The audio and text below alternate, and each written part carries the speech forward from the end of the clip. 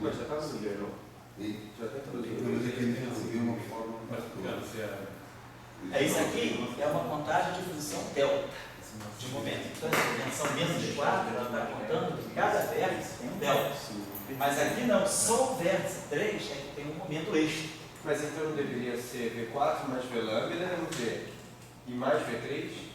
Então você pode botar V3 mais V4 mais V lambda no V. E depois colocar o outro V3. Oi? Mas eu vou botar V3 de novo.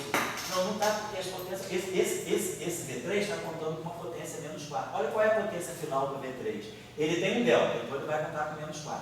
Ah, é, Mas ele tem um momento. Então no fundo está lá, menos 4 mais 3, Tá certo? bom, obrigado. De qualquer forma está lá. Vamos fazer isso aqui agora.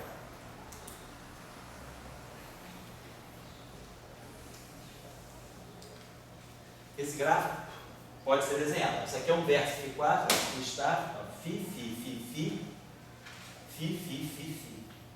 Então, eu usei o quadro inverso. Vamos botar aqui só para fazer a vida mais emocionante. Vamos colocar aqui uma linha de fonte. Aí eu uso todos os vértices. Então, aqui eu tenho ó, V4, V lambda, V3. Então, esse gráfico aqui é um gráfico de 1, 2, 3, 4 loops. Né? O número de loops tem que ser o número de linhas internas. 1, 2, 3, 4, 5, 6, 7, 8. 8 linhas internas. Menos o número de vértices. 1, 2, 3, 4, 5, 6. Mais um. Então, 8 eu não sei. Então, está dando 3 loops, né? Está contando 1, 2, 3, 4.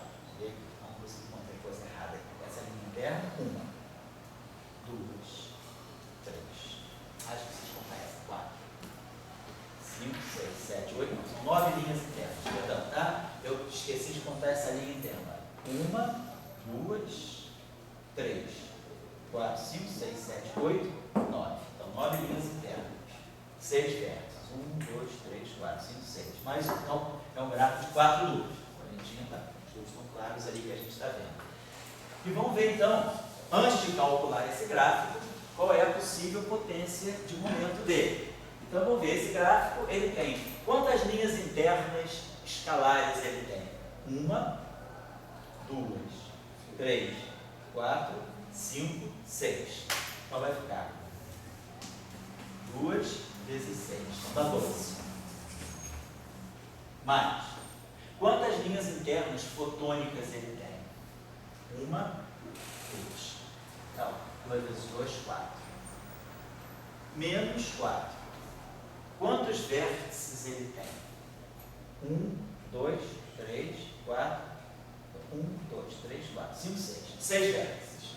Então, 6 menos 1, 5. 5 vezes 4, 20. Então, menos 20. E quantos trivértices ele tem? 2. Trivértices. 1, 2. Mais 2.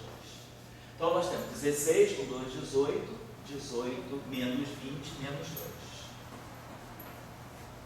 Certo? Está certo mesmo, né? Então, esse gráfico aqui, ele tem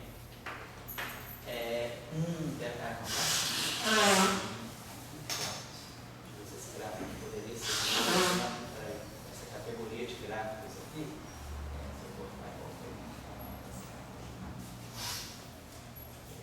Tá certo. Então tá legal. Então tá correto o seu tempo. 1, 2, 3, tá certo. Então tá, nós temos essas linhas internas de φ são 6, 1, 2, 3, 4, 5, 6, esperar. 1, 2, 3, 4, 5, 6, 7. 7 vezes 2, 14, pessoal. Eu contei o número de linhas internas erradas. Ó, uma linha, 2 linhas, 3 linhas, 4 linhas, 5 linhas, 6 linhas, 7 linhas. Então, 7 vezes 2, 14. De forma está claro, não tem erro não. É 1, 2. Eu tinha esquecido de contar essa linha aqui. Então, 2 vezes 2, 4. Vértice nós contamos certo. E V3 eu só tenho 2 vértices de gate. Então vai ficar 18, 2, então dá 0. Então esse gráfico, no final do dia, ele tem uma potência zero em momento. Esse gráfico não tem potência de momento. Então, isso nós vamos entender depois, né, na nossa classificação de teorias ditas renormalizáveis, super e não renormalizáveis. Esse gráfico aqui ele vai corresponder ele pode adquirir uma divergência logarítmica. Logarítmica em quê? Vamos ver, logarítmica nunca tofe, mas é uma divergência, outra coisa, divergência ultravioleta. Então, se a gente monta as integrais de momento todo desse gráfico, a gente vai ver que no limite de altas energias, lá no infinito das integrais de momento, ele vai ter uma divergência ultravioleta logarítmica. Isso aqui eu estou só dando para vocês, né, mas ainda não expliquei porque. No momento, para nós, o importante é contar a potência de momento. Mas nós vamos ver que a potência de momento ela é um bom indicativo do grau de divergência que o gráfico vai ter. Essa associação eu não fiz ainda. Então, no momento, a gente está só contando a potência de momento desse gráfico, certo? Deixa eu falar isso aqui. Pode falar. Mas assim, uma teoria, você explode ela nos gráficos Python, né? Isso, exatamente. Então, assim, Eu expando os processos da teoria no gráfico Python. Isso. Então, se um só divergir, a teoria já não é normalizada. Não, ela divergindo. Ou é isso que tem que tirar o processo? Não, pois é, ela divergindo, ela pode ser renormalizada. Ela pode divergir, ser renormalizável, ela pode divergir, não ser renormalizável, e ela pode divergir e ser super-renormalizável. Nós vamos ter que entender o seguinte: se ela diverge, ela pode ser qualquer coisa. Agora, se ela diverge, qual é a categoria certa em que ela vai se enquadrar? Nós vamos entender. Uma teoria não precisa ser completamente finita para ser renormalizável. Ela pode ter muitas divergências, ela pode ter muitas divergências. Elas têm que ter divergências categorizadas dentro de um número infinito de tipos de divergências. Isso nós vamos entender. Então, o problema da renormalização, ele não está associado à divergência em si. Ele está associado ao número de possíveis tipos de divergência que vão aparecer. Essa discussão é mais sutil, é isso que nós vamos fazer na próxima aula. Hoje eu quero mais operacionalizar com vocês essa parte de computar as divergências, tá certo? Depois, agora, na próxima aula, nós já vamos trabalhar a parte qualitativa. Agora, de posse dessas divergências, o que eu posso inferir sobre as teorias, sobre os modelos, tá certo? Tá? Agora, é claro que também tem essa categoria de teoria que você falou, que foi a coisa que mais custou aparecer, que é uma teoria que não diverge. Ela não tem divergência em lugar nenhum. Então, essa é uma chamada teoria de campo finita. É uma teoria quântica infinita. Como é que você consegue produzir uma teoria finita? Consegue produzir uma teoria que ela é autofágica no sentido das divergências, né? Ela própria come suas próprias divergências. Então, isso foi conseguido pela primeira vez com essas chamadas teorias de Super Yang-Mills. Então, existem classes muito diferenciadas de teorias de campo que podem ser finitas, tá? Com todos os problemas que a supersimetria possa ser de não observável, não, mas você consegue produzir. O que nós vamos entender na linha de pensamento aqui do curso é que quanto mais simetrias você tiver no Lagrangiano, mais as simetrias organizam para matar a divergência. Uma teoria, quanto mais simetrias ela tem, mais ela tende a ser finita. Então, o papel das divergências, muitas vezes, elas trabalham no sentido que elas geram a simetria tal que ela gera os termos que se autodestroem nas divergências. Tá?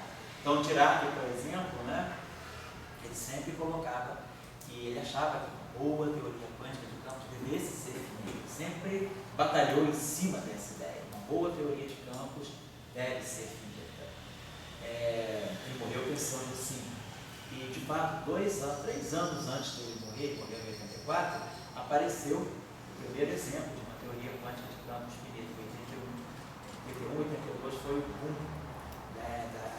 da produção de modelos baseados em 4 supersimetrias, N igual a 4, Super Yang-Mills, com finitude ultravioleta. Depois também com N igual a 2. Aí criou-se um pouco uma indústria nesse período entre 81 e 83 de escrever possíveis lagrangianos que fossem supersimétricos, um mínimo de supersimetrias possível e que fosse finito. Então criou-se, vamos dizer, um pouco uma indústriazinha de teorias finitas e foi o que se conseguiu com a supersimetria. Mas a ideia de uma teoria finita é essa: as divergências desaparecem por causa das simetrias. Nós vamos entender por que é que a simetria... O cálculo dessa integral, desse gráfico, que apagou, daria uma função matemática. Isso, daria uma função. Não seria nenhum polo. Por exemplo, essa função, esse gráfico, provavelmente ele pode ter um polo, mas o mesmo processo, com 2 linhas de fótons externas e 2 linhas de φ externo, Tem um outro gráfico, companhia, que aparece junto com ele. O polo de um cancela a divergência de um, cancela a divergência do outro. O problema do cancelamento, então, isso é uma coisa importante, não é que gráfico a gráfico eu tenho finitude, não. É que eu tenho vários gráficos que se somam. Na soma dos gráficos correspondentes ao mesmo processo, as divergências desaparecem. Fazendo comparação, por exemplo, com o caminho, um integral de caminho, eu somo os vários caminhos possíveis. Isso. Mas por essa teoria tem um caminho. A partícula vai, tem ou não? Não, você não pode definir completamente. Não, então, mas inclusive, Saulo, é o seguinte, você está no espaço dos momentos, tá? Então, nós estamos fazendo gráfico de fase no espaço dos momentos. No espaço dos momentos, a gente perde a noção de qual é o caminho. A gente não está no espaço dos X. Então, na analogia, assim, por exemplo, um dos gráficos está acontecendo. Isso. Então, por exemplo, aconteceu um processo. Então, só para lembrar vocês, então, esse só para mostrar aqui. O gráfico que eu desenhei só para lembrar vocês. Foi esse aqui, deixa eu colocar aqui, que a gente vai trabalhar um pouco em cima dele. Então, nós trabalhamos esse gráfico aqui.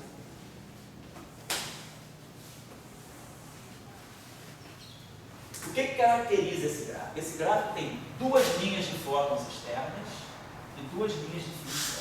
Então, esse gráfico está numa categoria que é isso aqui. Eu poderia imaginar que esse gráfico fosse o seguinte: duas linhas de φ e duas linhas de A. Esse gráfico, dentro dessa esferinha, dessa bolinha quântica, tem esse processo, por exemplo. Mas poderia ter outro processo. Pegar o mesmo gráfico, o mesmo processo, mas, por exemplo, vamos pegar esse mesmo processo assim. É esse gráfico, por exemplo.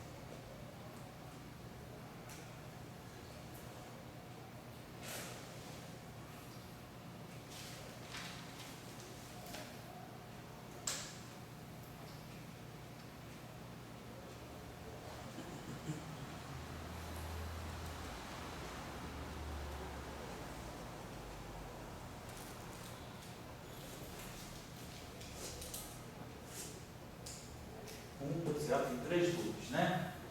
Eu poderia pegar, por exemplo, ali nisso aqui. Ó. Por exemplo, esse gráfico aqui, ele é um gráfico de 4 loops, que nem aquele. Então, é um gráfico diferente, você vê que ele tem quantas linhas fotônicas internas? 1, 2, 3. Aquele lá só tem 2 linhas fotônicas internas. Esse gráfico lá tem 1, 2, 3, 4, 5, 6, 7 linhas internas. 1, 2, 3, 4, 5, 6. Então, esses são dois gráficos distintos, mas descrevendo o mesmo processo. Está dentro dessa categoria. Duas linhas de φ externas, duas linhas de A externas. O que está diferenciando esses gráficos é a estrutura de loop. São 4 loops também, mas é a qualidade das linhas internas. Esse gráfico aqui, ele tem mais propagador de fóton do que aquele. Certo? Certo, mas dentro da bola, mesmo que eu não tenha acesso, vai acontecer um ou outro. Não, vai acontecer tudo simultaneamente. Esses processos se somam, há uma interferência quântica. Então, Eles se somam. Então, a divergência que sai daqui, aí tudo bem. pode comer a divergência. Se fosse um ou outro, teria que de cada um. E não, exatamente. Não, eles se somam todos. Aí você tem um processo de interferência. A amplitude é o quadrado da soma de todo mundo. Não é a soma dos quadrados, é a interferência. Você soma todos os gráficos e depois, no final do dia, tira o quadrado para poder tirar a amplitude de probabilidade. É o quadrado da você tirar a probabilidade que é o quadrado da amplitude, certo? Então, é nesse processo que as divergências podem se cancelar. Mas não é assim, casual. Deve ter simetrias, as simetrias é que controlam possíveis cancelamentos. Por exemplo, esse gráfico aqui, só para aproveitar que ele está desenhado, ele tem 4 loops. Então, o grau de divergência dele, vamos ver aqui. Quantas linhas internas de φ ele tem? 1, 2, 3, 4, 5, 6. Ele tem 6 linhas de φ. 6 vezes 2, 12. Quantas linhas de fótons ele tem? 1, 2, 3. 3 vezes 2, 6. Quantos vértices ele tem? 1, 2, 3, 4, 5, 6. 6, né? Menos 1, 5. Vezes 4, 20. Menos 20 de novo. Tem 6 vértices, isso? 1, 2, 3, 4, 5, 6. Isso. Quantos vértices? Esse gráfico, por exemplo, não tem vértice φ4. Ele lá tem 2, né? Mas ele tem vértice φ3 também. Quantos vértices φ3 ele tem? 2. 1, 2. O resto tudo é. Esse gráfico aqui, por exemplo, não tem a constante de acoplamento lambda. Ele só tem a constante de acoplamento de gate. Todos os vértices aqui são gate. Tem linha de fóton. Não tem um vértice que não tenha fóton. Aqui não. eu tenho dois vértices sem foto. Então, esses dois vértices aqui são vértices que medem a interação entre autoacoplamento da matéria. Mede o autoacoplamento da matéria. Aqui não. Aquele gráfico ele é puro resultado da interação de Gauge. Mas eles dois estão contribuindo para o mesmo processo. Então, esse gráfico aqui seria de ordem aqui tem ordem é 2, é 2, é 4, é 5, é 6. E peraí, eu fiz besteira. Aqui tem 1, 2, 3 linhas, peraí, tem uma também aqui, ó. Aqui, olha só, aqui tem 2, aqui tem. Você está precisando de uma linha de fia mais. Então eu tenho 1, 2, 3. Eu estou precisando de uma linha de fia mais. Eu tenho que botar isso aqui provavelmente, ó.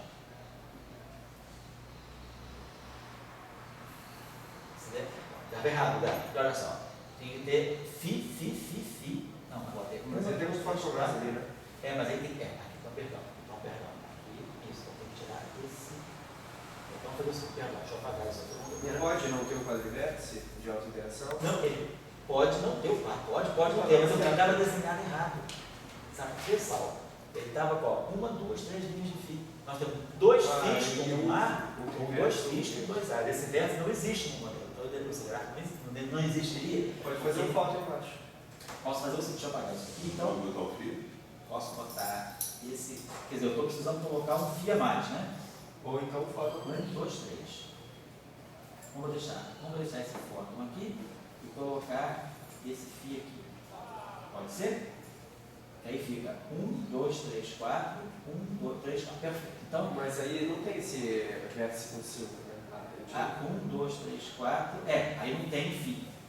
Exatamente, não tem. Eu tenho 1, 2, 3, 4. Tá certo agora. Aí está só matéria. Eles vão pedir os seus 2 fotos. Isso. Exatamente.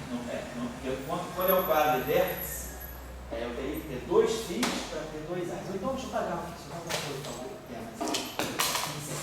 Com essa estrutura tem que ser. Pode ser 2 fotos no meio. Não pode. Aqui é assim. Não vai poder, porque. Não, eu diria. Os dois, esse aí e o de baixo. Não. As duas curvinhas, os 2 fios. Tá. O loop interno de fio. Tá, Em vez de ser um loop interno de fio, são loop interno de fótons, de diâmetro. Eu acho que ele pode. Tem que ser assim. Pode, porque aí vai ter foto. Pode. Então, mas é isso que eu estava querendo. Você conseguiu pegar o gráfico que eu estava buscando. Que aí só vai ter interação de gauge, não vai ter de alta interação. Perfeito, Saulo. Obrigado. Era isso que estava falando. Então o gráfico foi corrigido para poder ter os vértices certos. Eu estava trabalhando com o vértice errado. Então aqui tem Fi, AA. Perfeito. Então o número de loops não mudou. 1, 2, 3, 4 loops. Continua, não tá. Então eu tenho número de linhas internas de Fi. Talvez isso tenha caído. Olha, 1, 2, 3, 4, 5. 5 vezes 2, 10. Então eu tenho 10 linhas de Fi. Perdão, então para quem está assistindo a aula gravada, né, eu corrigi esse gráfico, tá? Porque estava feito de uma maneira que não existia aquele vértice. Então, com a ajuda do Saulo aí, a gente corrigiu. Então colocamos aqui 2 vértices de A. Então esse gráfico aqui então, é um puro gráfico de interação de gauge. Então vamos primeiro colocar a potência de L. Aqui tem 2 fios e 2 A. É 2. Então é 2, é 4, é 5, é 6, é 8, é 10. Então esse gráfico aqui é de ordem 10 na constante de acoplamento, que é o E. Ordem 10 em E significa ordem 5 na constante de estrutura fina.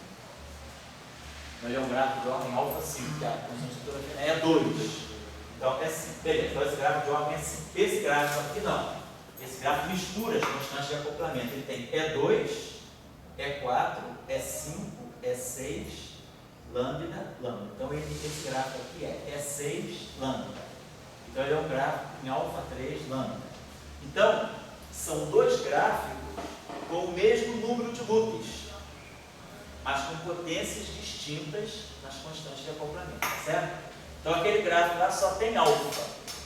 Então ele é um puro gráfico com acoplamento de gauge. Esse gráfico aqui não. O alfa mistura com a interação de matéria. Então esse gráfico aqui ele não é pura interação de gauge. Mas ambos têm 4 loops, beleza. Agora vamos contar a divergência desse gráfico.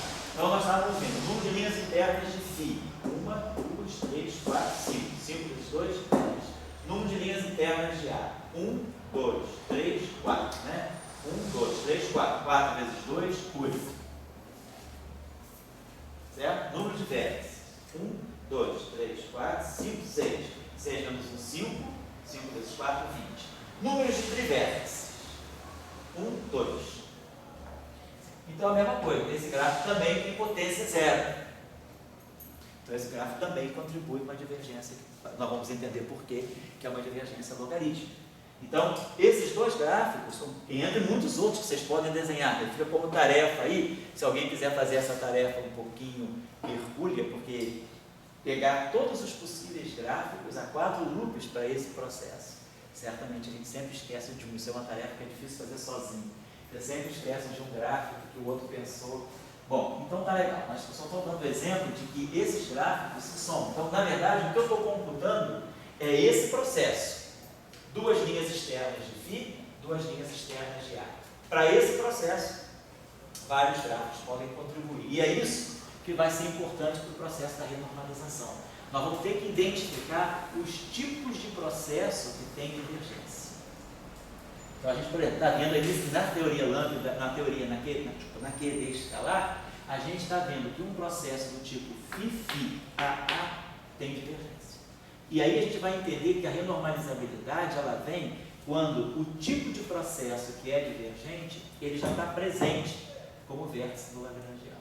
Então nós vamos ver que as coisas se casam, tá? Não vou falar isso agora porque não é o momento ainda, mas eu só estou adiantando para vocês. O que é importante, então, aquela tua pergunta foi boa nesse sentido. Não é tanto a divergência em si, mas é o tipo de gráfico que tem divergência. Então nós vamos trabalhar muito com categorias de processos. Categorias de gráfico.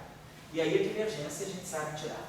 Mas vamos preparar essa expressão de uma forma mais universal. Porque essa expressão, da maneira que ela está muito dependente do gráfico em si. Eu preciso saber quantos vértices estão lá dentro, quantas linhas internas estão lá dentro. O que nós vamos observar é que nós podemos trabalhar essa expressão ao máximo para levar essa expressão ao máximo a uma forma que seja independente do gráfico em si, mas que seja apenas uma função do tipo de gráfico. Sabe? Então, porque o que caracteriza o tipo de gráfico do processo? O que caracteriza o processo? As linhas externas. Quantas linhas externas de φ? Quantas linhas externas de A? É isso que caracteriza o processo. O que está depois acontecendo dentro do gráfico, né, dentro daquela bolinha quântica, são os processos de loop, são os processos, vamos dizer, virtuais. Então, o que é interessante seria se eu conseguisse associar essa expressão não ao gráfico em particular, mas à categoria de gráfico. Ou seja, o que eu vou precisar fazer? Escrever essa expressão o máximo que eu puder em função apenas das linhas externas. Quantas linhas externas de φ e φ estar eu tenho? Quantas linhas externas escalares eu tenho? Quantas linhas externas vetoriais eu tenho? Então, esse gráfico ele é dessa categoria. Ele tem 2 linhas de φ e 2 linhas de A. 2 linhas escalares e 2 linhas vetoriais escalares. Eu poderia pensar, aí vou pegar um outro gráfico, por exemplo. Vamos pegar esse aqui só para a gente também marcar uma posição. Se eu pegasse esse gráfico com 4 linhas, vamos dizer, 6 linhas externas de φ. Se eu pegasse esse gráfico aqui, está parecendo mais um polvinho, né? Uma lula, sei lá. Se eu pegasse esse gráfico, esse tipo de processo, 6 linhas externas de foto.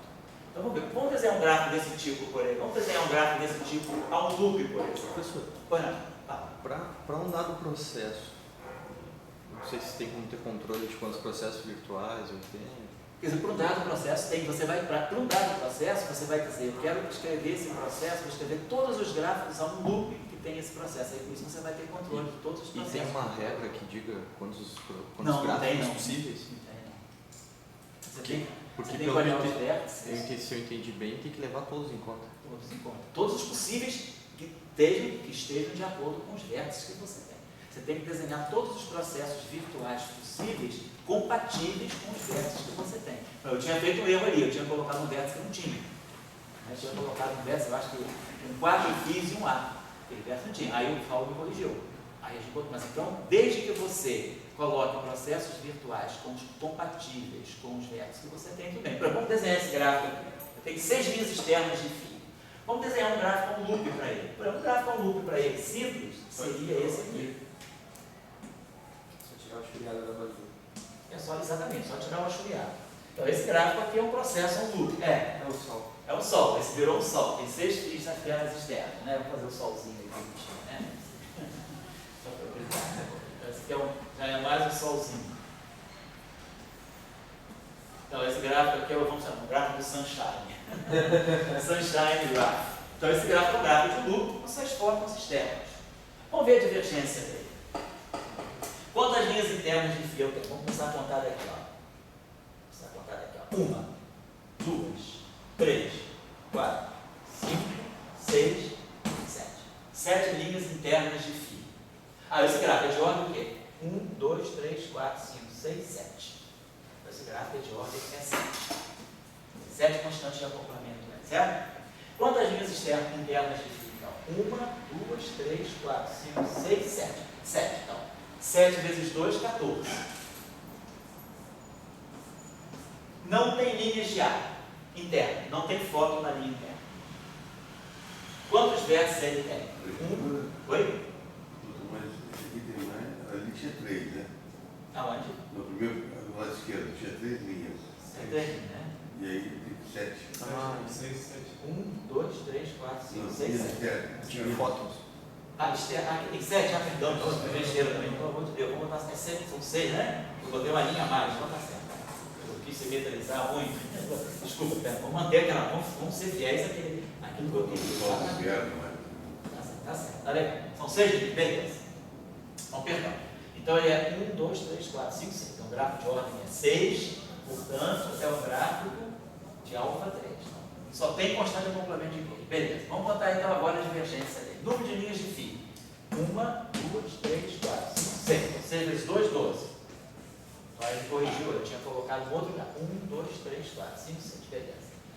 Linhas internas já não tem. Vértices.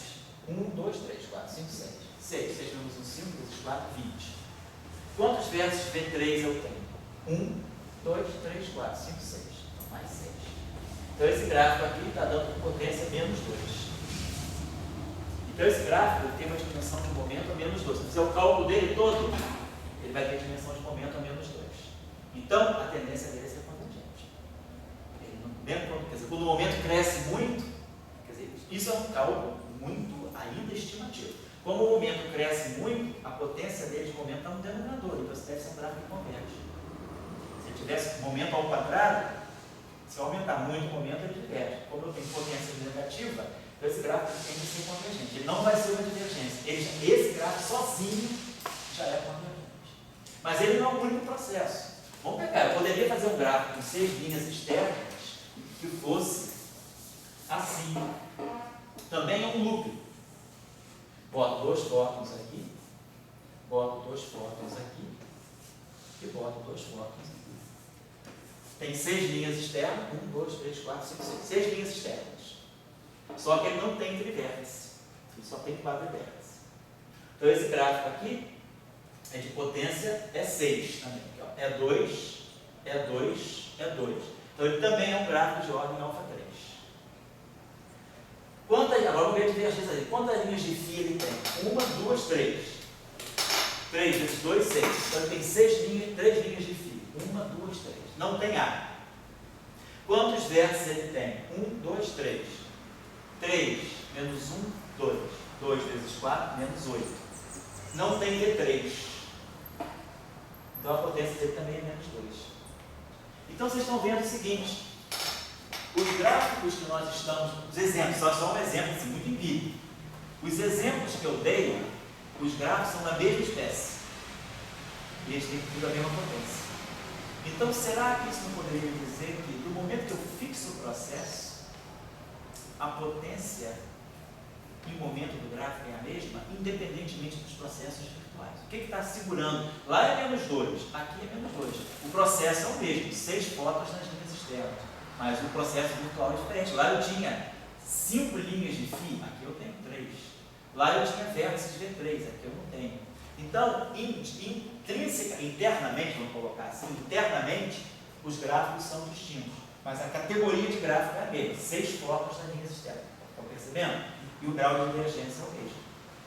Então, vamos perceber, será que esse gráfico aqui, eu não consigo reduzir ele de uma tal maneira que eu consiga expressá-lo em função das linhas externas. Porque se eu souber as linhas externas, eu sei a categoria de processo que eu estou calculando.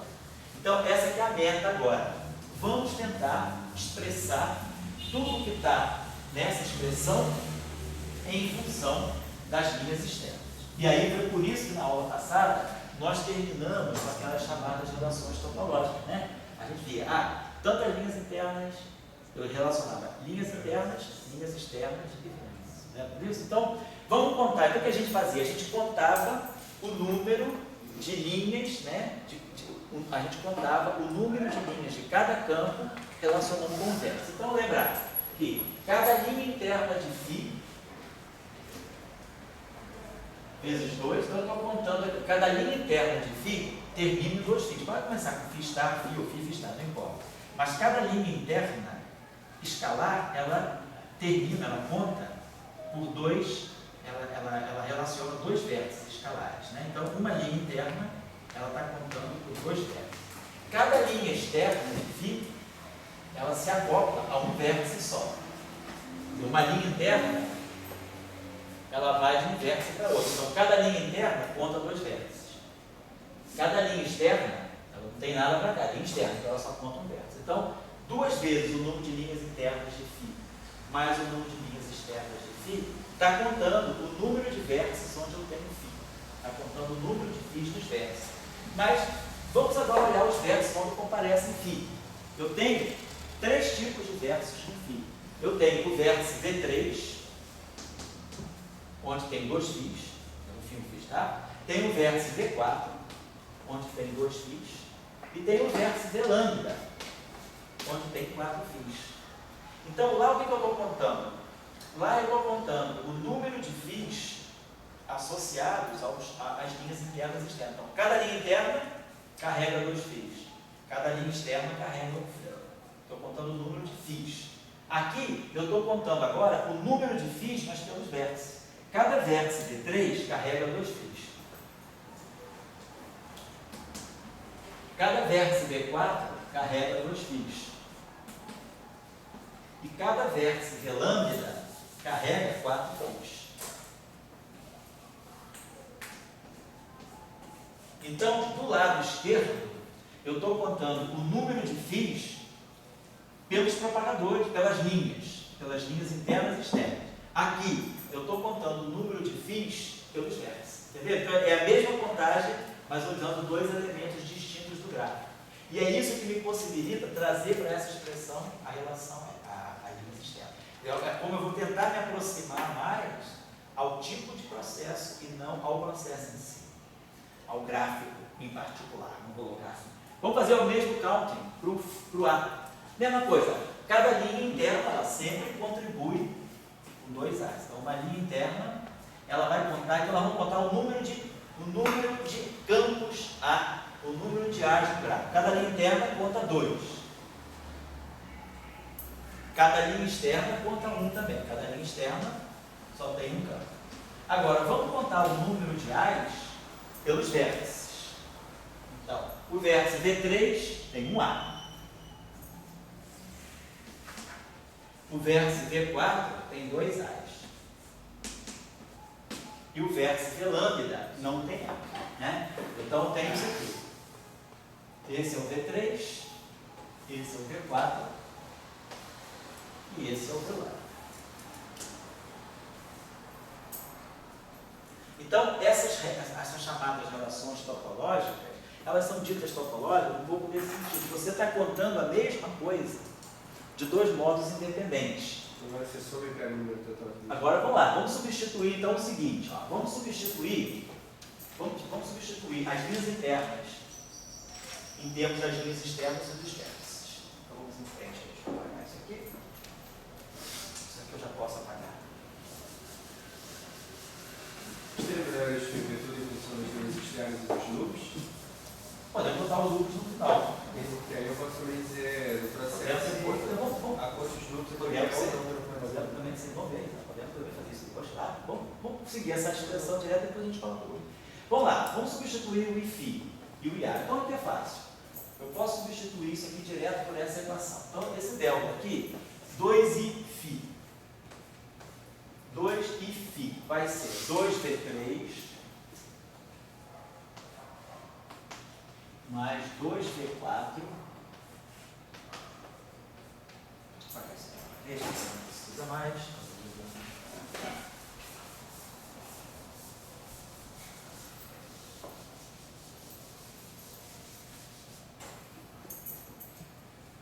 Mais 4v lambda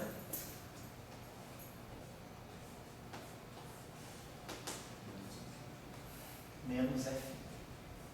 Então esse é o primeiro, esse aqui é o 2 e φ.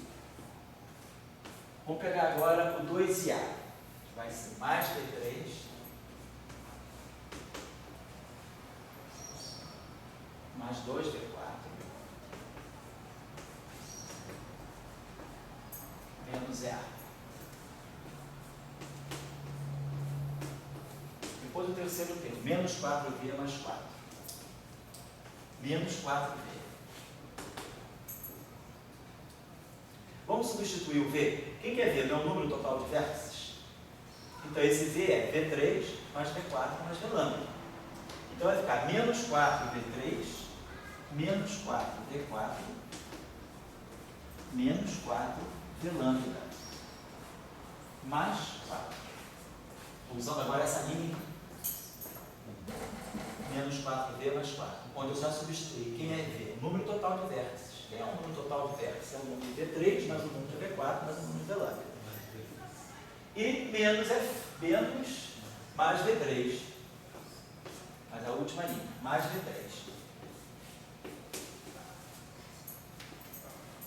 Aí vamos substituir cada termo daquela equação pelo que eu podia substituir. Então, substituir as linhas internas, substituir as linhas externas e substituir o V. Vamos agora executar. Então, 4 fica. Esse 4 está aqui. Vamos ver agora. Ó, 2V3. Bom, o FI não tem nada que fazer. E o EA também não. Menos FI, menos EA. Eu tenho simplificações dos vértices. Então, esse termo aqui já ficou, foi contabilizado. E esse termo aqui foi contabilizado. Agora, vamos ver. Ó. 2V3, V3, V3, menos 4V3. Cancela. Então, os V3 se cancelam. 2, 3, 4, menos 4. V4, 2, 4, menos 4. V lambda, 4, menos 4. Então, nós ganhamos uma expressão universal. O grau de divergência, o grau de momento do gráfico, não depende de nenhum processo virtual. Depende só da categoria de gráfico, como a gente já tinha intuído pelo cálculo explícito. Então, essa aqui é a chamada expressão da contagem de momento dos gráficos da eletrodinâmica escalar. Depois nós vamos ver na próxima aula, eu estou fazendo as coisas um pouco mais genericamente, na próxima aula que a gente vai ver que isso aqui implica numa categoria de gráficos chamados gráficos primitivamente divergentes. Nós vamos ver na próxima aula que tem os chamados gráficos que não são primitivamente divergentes, mas que são função dos primitivamente divergentes. Então, na próxima aula nós vamos elaborar uma categoria de gráficos que é a categoria de gráficos mais fundamental. Em termos dela, todos os gráficos se escrevem. São esses chamados gráficos primitivamente divergentes. E essa expressão, ela vale exatamente para essa categoria de gráficos, gráficos primitivamente divergentes. Você não abrange tudo? Eu achei que era todos os gráficos da QED escalar, não só os primitivamente divergentes, estavam dentro. Mas o que é primitivamente divergente? Você Eu não sabe? sei, Então, eu já vi que são duas por categorias. isso que você está pensando que abrange tudo. Vamos ver que tem uma sutileza aí, Sal. Tem gráfico que, se você contar, ele na verdade, ele tem dentro dele já um gráfico que é primitivamente divergente. Então, essa expressão, o nome está dizendo? Primitivamente divergente. É aquele gráfico que é o divergente, é o mais primitivo possível. Eu não tenho nenhum outro, ele é o gráfico mais fundamental. Porque tem um gráfico, você pode escrever esse gráfico aqui, observe o seguinte, você pode fazer esse gráfico aqui, aqui é divergente. Agora eu posso escrever esse aqui. Então, esse aqui eu isolo completamente dentro desse. Esse gráfico sozinho já é divergente, é uma réplica desse. Então, esse gráfico, nesse sentido, esse que é um gráfico primitivamente divergente, é o gráfico mais simples possível possível que é divergente. Esse gráfico aqui, ele tem divergência, mas uma divergência dele não é tanto dele em si, é desse subgráfico que está dentro dele. Então, às vezes é preciso a gente especificar. Então, na próxima aula, nós vamos ver quais são aqueles gráficos que podem aparecer como subgráficos e que são divergentes. É isso que vai ser o primitivamente divergente. Essas coisas são um pouquinho assim, a gente tem que a primeira vez ver que não é óbvio. Não são conceitos de senso comum, não. São coisas que estão fora do senso comum. A gente tem que assim, apurar um pouquinho. Bom, então a gente observa o seguinte: com isso eu já posso classificar todas as possíveis potências de momento positivo e negativo. Todos os gráficos que tiverem Φ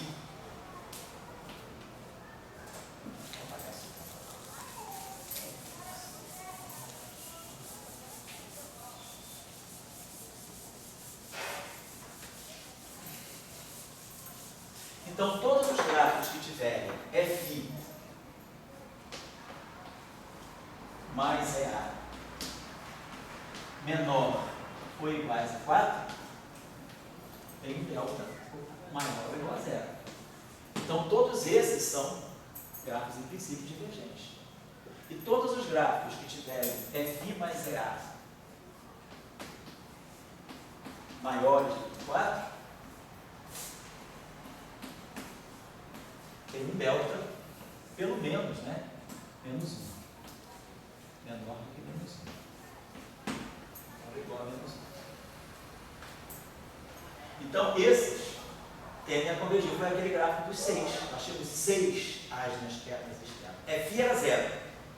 Quando a gente pegou esse gráfico aqui, eu tinha 6. Esse gráfico estava dando delta igual a menos 2. Olha lá, faz Φ igual a 0, é A igual a 6, dá menos 2. Aquele outro gráfico que nós estávamos pegando estava dando delta igual a 0. Era um gráfico assim. 2 e 2, 4. Então estava dando 0. Então, essa expressão, e nós vamos ver na próxima aula o seguinte, que o que caracteriza uma teoria de campos renormalizável é quando o delta só depende do número de linhas externas. Não depende de nenhuma hora, nenhum do vértice. Não depende ali, não tem nenhuma expressão ali que faça depender nem do número de vértices, nem do número de loops. Para qualquer loop, essa expressão vale. Não depende de R. Isso eu não botei, porque eu já sabia, né? Claro, não precisava botar. Então, quando a expressão... Aí vocês podem ver, o que significa uma teoria renormalizada? Então, para nós vai ser isso. É um modelo de campos em que a contagem de potência dos gráficos não depende do número de vértices, depende apenas do processo. Então a gente vê que existe um número finito de processos, uma categoria finita de processos que divergem. São todos aqueles processos para os quais Φ mais EA menor ou igual a 4. Então eu posso ter 2 Fs, 2 EAs, posso ter 4 Fs nas linhas, posso ter 4 linhas externas de Φ, posso ter 4 linhas externas de A. Posso ter uma linha externa de Φ, 3 de A, 2 de Φ, 2 de A, 1 de Φ, 3 de A, 0 de Φ, 4 de A. Então eu consigo categorizar quantas divergências, quanto tipo de gráfico divergente eu tenho. É só fazer, preencher isso aqui. Eu posso ter Φ é A. Então eu posso ter Φ igual a 0, é A igual a 4. Φ igual a 1, é A igual a 3. Φ igual a 2, é A igual a 2. Φ igual a 3, é A igual a 1. Φ igual a 4, é A igual a 0. Então eu tenho 1, 2, 3, 4, 5 categorias de gráfico divergentes. Então, só isso. Só tem 5 categorias de processos que podem divergir. É isso que vai caracterizar uma teoria renormalizada. Uma categoria finita de gráficos, que nós vamos ver na próxima aula, e mais ainda, são gráficos que correspondem a processos que estão numa região. Aqui, por exemplo, esse gráfico aqui, a gente vai ver que, na verdade, ele converge. Outra coisa, esse delta, ele dá a potência por cima, ele dá uma ordem superior. Pode ser que a potência seja, na prática, a potência seja menor. Na verdade, esse delta, ele dá um upper bound, o valor máximo possível para a divergência do gráfico. Se houver simetrias, essa divergência pode ser menor do que essa expressão regula, mas nunca maior. E aí nós vamos ver que, devido à simetria de Gauge, esse gráfico aqui, com 4 As nas pernas externas, esse gráfico aqui, que a contagem de potência me diz que seria log, seria delta igual a 0, na verdade a simetria de Gauge mostra que ele é convergente. Então, a contagem de potência, ela é boa por isso, ela te dá uma estimativa mais pessimista possível, ela te dá a pior situação possível. Se houver simetrias, a simetria tende a reduzir o grau de divergência do gráfico. Esse aqui é o procedimento, tá certo? Então, nós vamos ver que, na verdade, essa categoria aqui é finita, essa categoria aqui também não existe, vai ser zero, todo gráfico desse tipo vai ser zero por causa da simetria de Gauge, existe uma simetria chamada simetria de conjugação de carga. Esse gráfico aqui existe, esse gráfico aqui existe, esse gráfico também vai desaparecer esse. Então nós vamos ver que nós vamos ter duas categorias, né, desses gráficos aqui, ó. Isso aqui está no Lagrangiano, ó, 2 φ e 2 ares, e isso aqui está no Lagrangiano, 4 φ e 0 ares. Então nós vamos ver na próxima aula que, além da categoria de gráficos ser finita, nós vamos ver que na teoria renormalizada é tal que as categorias de gráficos que são divergentes, elas já estão presentes no Lagrangiano sob a forma de vértices de interação.